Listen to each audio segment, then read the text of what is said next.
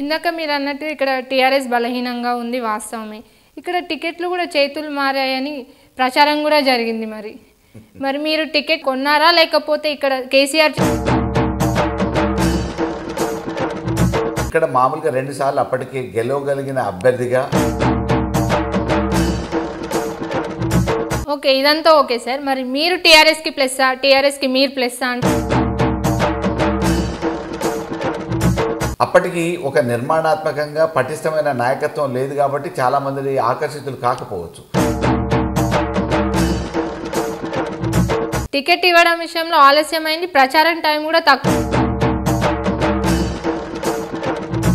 నేను నియోజకవర్గానికి కొత్త అభ్యర్థిని కాదు, పార్టీకి కొత్త. పార్టీలో ఉన్న నాయకులందరూ కూడా నాకు పాత పరిచయమే కదా.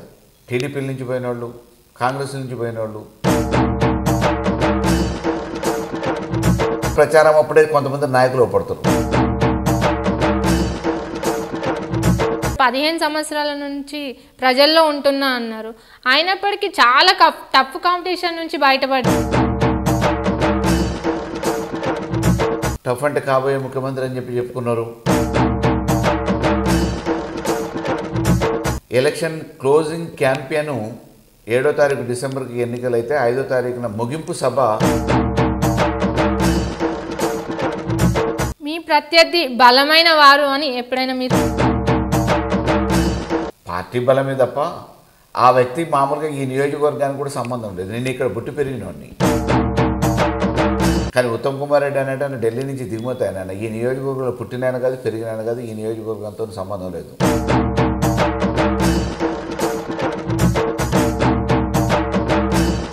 కబ్జా జరిగిందని ఆరోపణలు వచ్చినాయి. మరి మీరు ఎమ్మెల్యే అయ్యాక ఈ కబ్జాలను కానీ, చెరువు సుందరీకరణ విషయంలో కానీ సుందరీకరణ కోసం కోదాడు పట్టణాన్ని మామూలుగా మరో మినీ ట్యాంక్ బండ్గా తయారు చేయడానికి కావాల్సిన నిధుల కోసం మీ అనుచరుడైన వనపర్తి లక్ష్మీనారాయణకి ఎమ్మెల్యే అవ్వాలనే కోరికనే మీ ఇద్దరి మధ్య పచ్చగడ్డి వేసి కౌన్సిలర్ రామారావు, మామిడి రామారావు, ఉపేందర్కి మీ వల్లే గొడవ.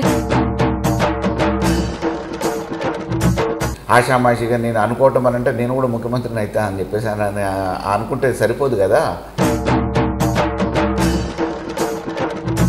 మీరు ఎమ్మెల్యే అయి 3 సంవత్సరాలు అవుతుంది, కానీ ఇంకా వర్గపోరు బాగా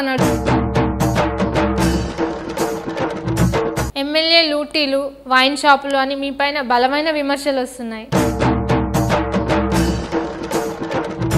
పార్టీకి పనిచేయని వాళ్ళు, పార్టీకి నష్టం చేసేటోళ్ళని మామూలుగా పక్కన పెట్టుకొని ప్రయాణం చేయలేం కదా.